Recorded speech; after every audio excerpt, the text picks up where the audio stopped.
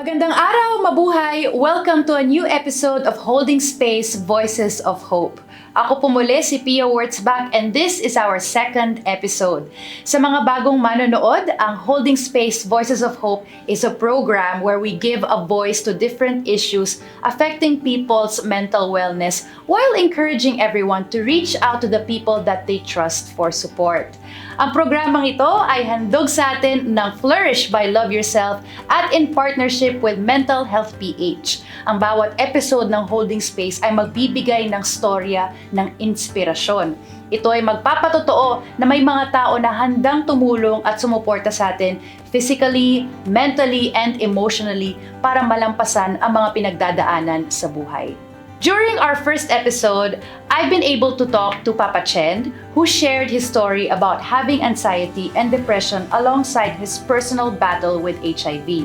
This time, isang kwento naman ng isang babae na may struggle sa kanyang pangangatawan ang ating bibigyang mukha. Kasi guys, di ba, in our culture, we're fascinated with cute kids with chubby cheeks. Tapos minsan sasabihin pa natin na ay napabayaan sa kusina because we associate it with wealth, di ba? However, this statement and other similar comments might not be what some kids wanted to hear.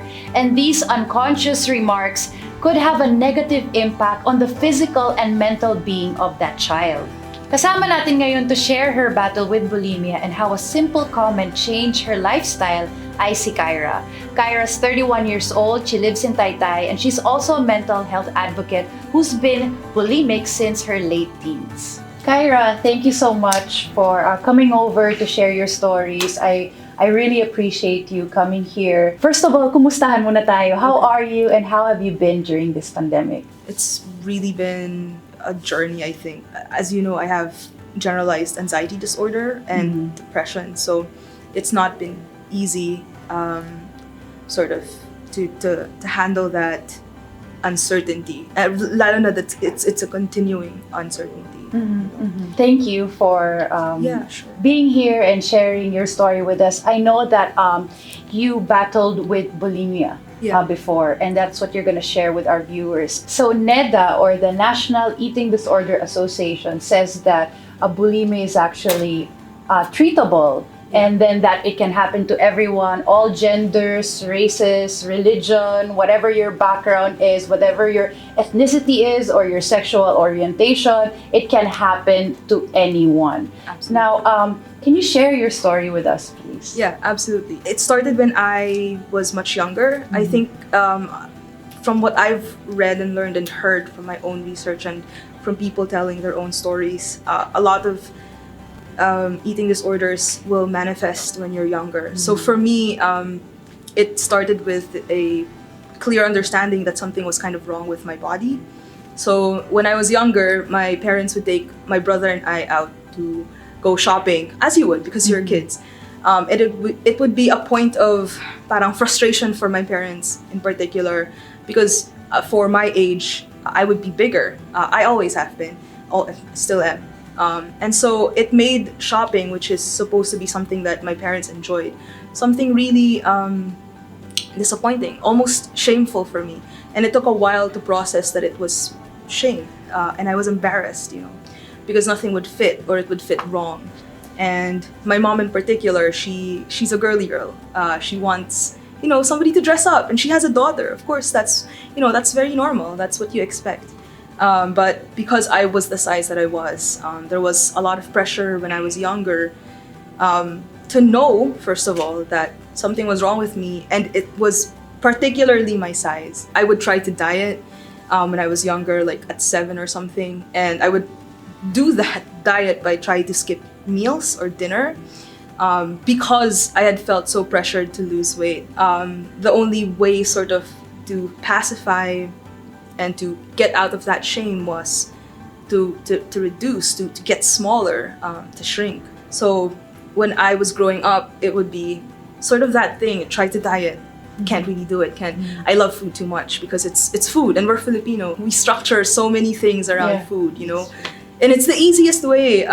It's the easiest way to say, I want to catch up. Parang kape tayo, kain tayo, like join me for a meal. It's a way of bonding. Exactly. Yeah. More so for us, I think, especially again when you're in Manila and there's very little else to do. If anorexia is not eating, bulimia is eating to excess and then having a compensatory behavior after it.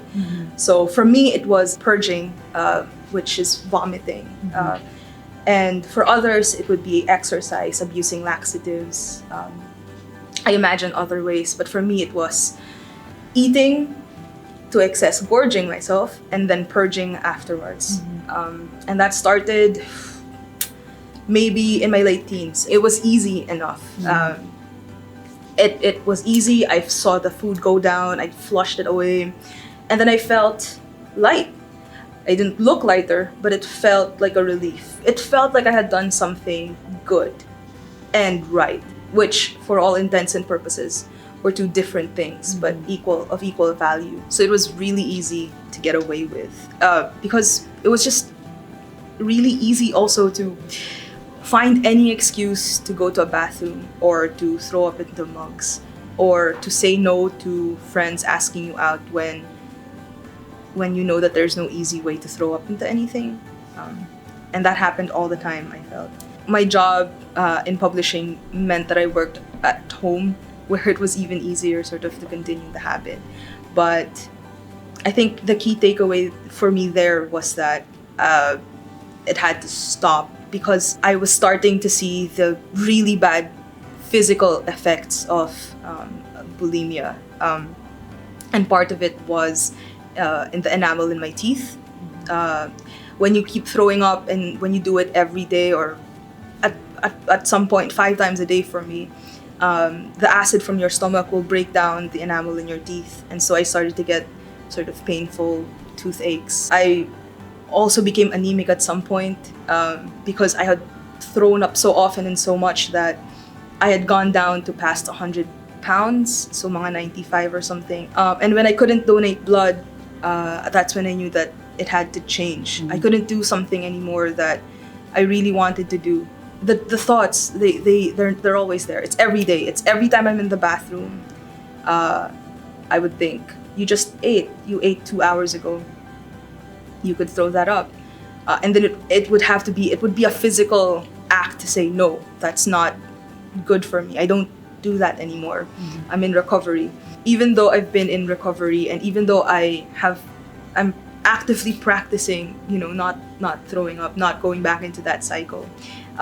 Every mealtime, there's always a little thing at the back of my head that's going, just eat more rice. It's always there. And I think that's the important thing, is not getting afraid of the thought. So, bulimia nervosa is an eating disorder. It's characterized by binge eating. So, even when someone is full already, the person will still continue to eat to the point of nausea or discomfort. So, it's generally eating more than what they need in a short span of time. And there's an obvious lack of control over eating. And just like what Kyra mentioned, it is usually followed by compensatory behavior to prevent weight gain. Self-induced vomiting, or we can call it purging. Use of laxative. So she also mentioned it, laxative to induce elimination, bowel elimination. Diuretics to increase urine production. Even if they use in medications, these medications are not necessarily needed. And it's also possible that the eating behavior can be followed by fasting or excessive exercise.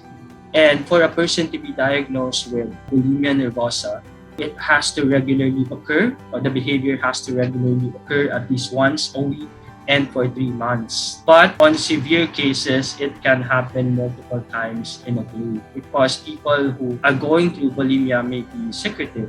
They might feel embarrassed with the way that they behave. So sometimes you won't even notice the binging, just like what Kyra said. She became really an expert in hiding the binging from her family.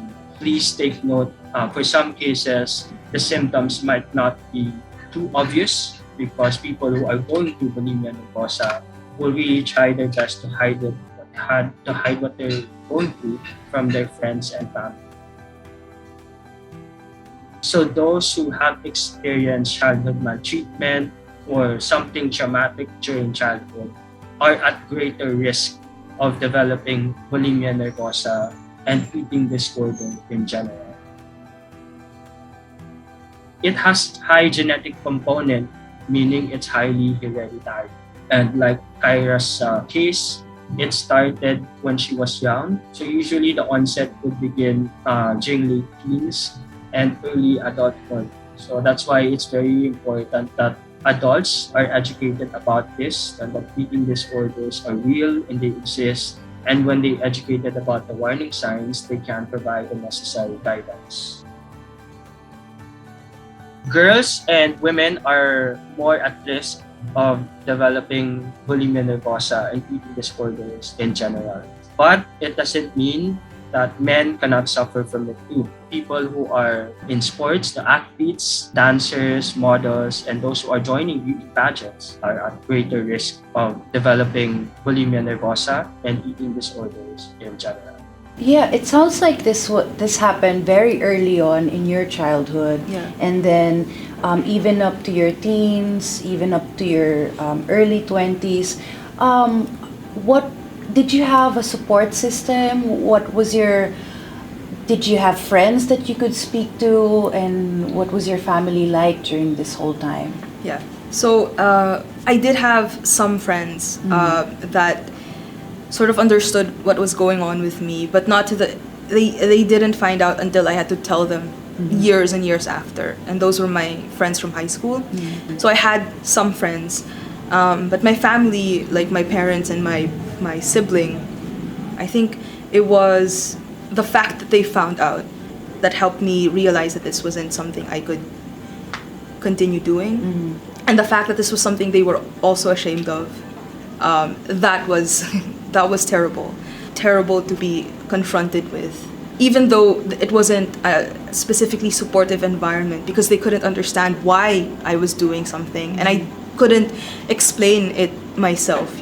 It was the fact that they were still there, and they were helping to police the behavior, helping to point it out, that contributed to the kind of help. Yeah. They need our patience in helping them go through the treatment process, because in some cases the response might take a while, and it's also possible na they've also already experienced remission, meaning nawala na yung mga symptoms, meaning they were able to recover from the symptoms, but then all of a sudden they might experience relapse. That's also possible. Babalik ulit yung symptoms and they will go back to the compensatory. They will do the compensatory behavior again, such as the purging. But it's common. Relapse is really common, not just for eating disorder, but yung undergoing treatment for mental disorders in general. But again, we just have to be patient with them. We just have to remind them to continue with the treatment. In particular, might need help from a team of professionals. And it's because people with eating disorders do not just suffer from the psychological manifestations, such as their self-esteem getting affected, they might have a distorted view of their weight, but because there are also a lot of physiological effects.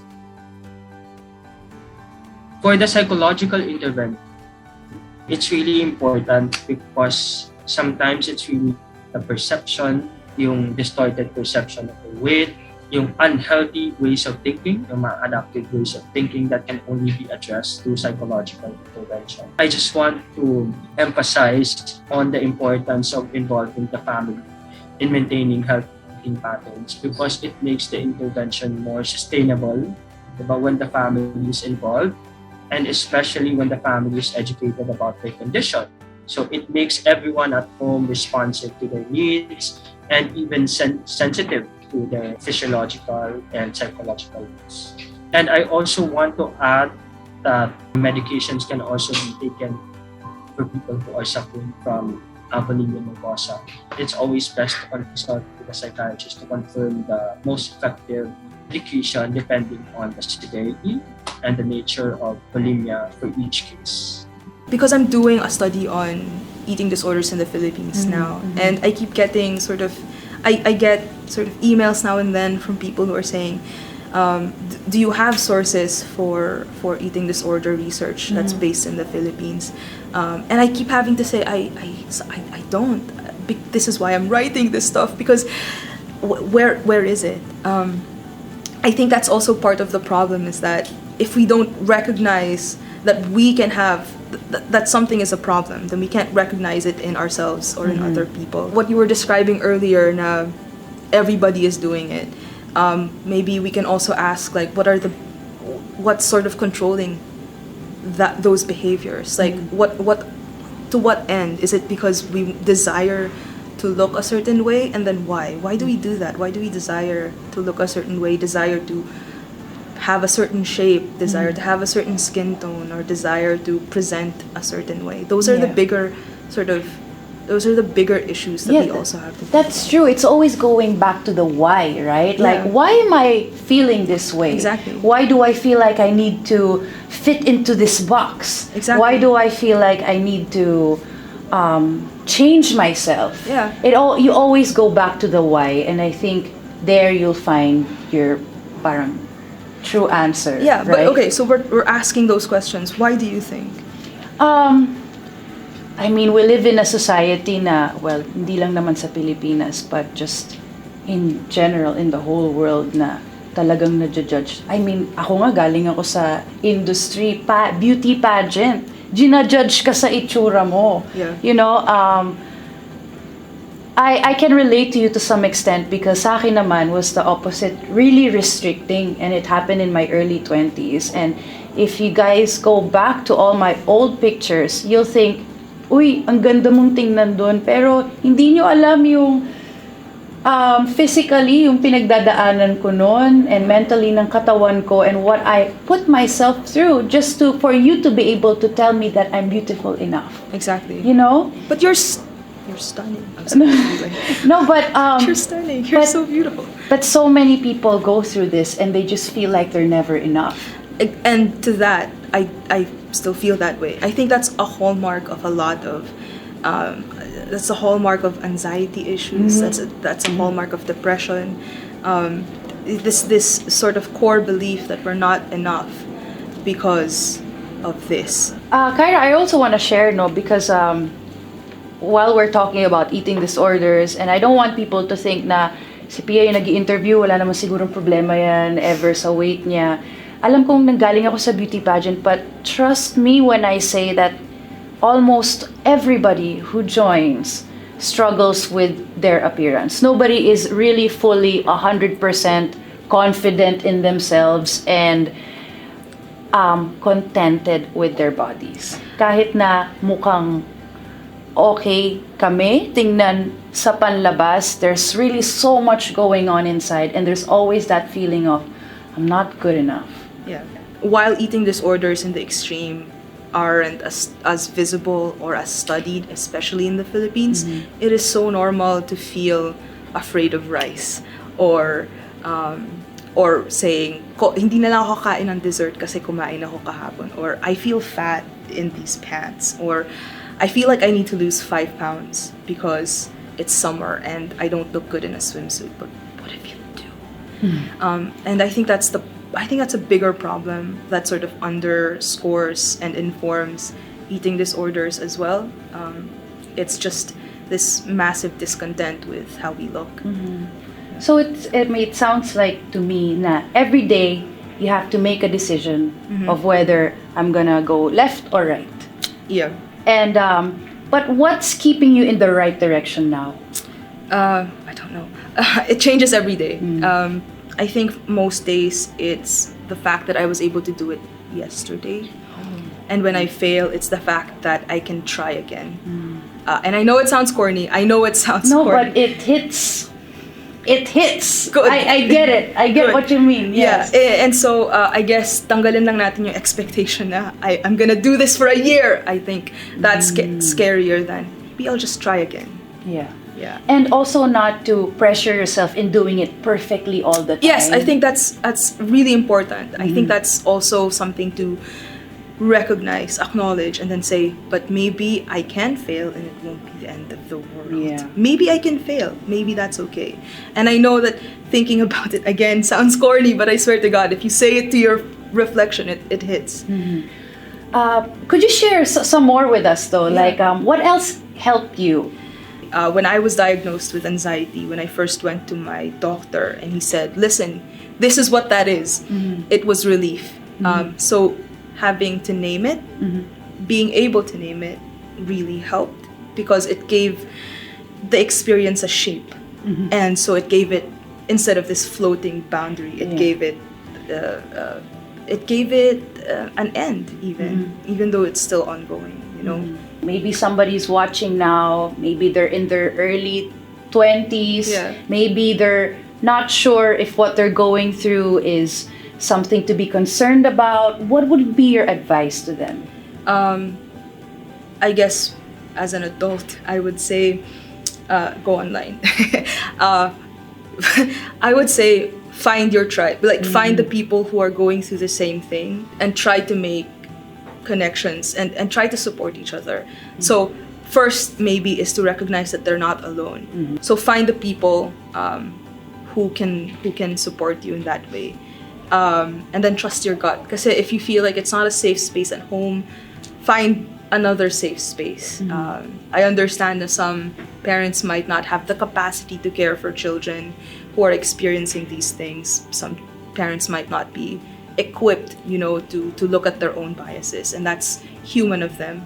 So find the people who can. But how important is it to be honest and to say it out loud and to have a community, or as you said, a tribe that you can trust? How important was that for your process of healing?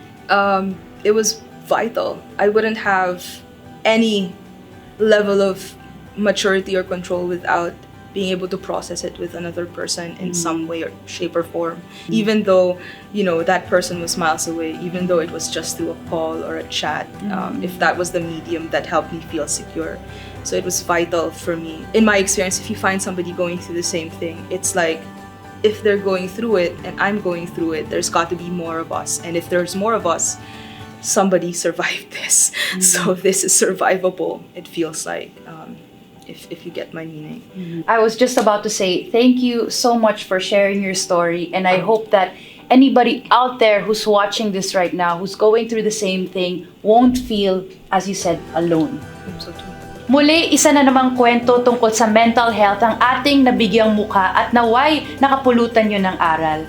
Sana ang mga boses nila ay magsilbing gabay para sa ating lahat na meron tayong pag-asa. We would like to thank Flourish by Love Yourself and Mental Health PH for making this episode possible, and All Right Studios for the production. Muli po, ito po si Pia Wurtzbach, and we will be right here sa Holding Space, giving the voice and even a light of hope. Until our next episode, maraming salamat po. Mwah!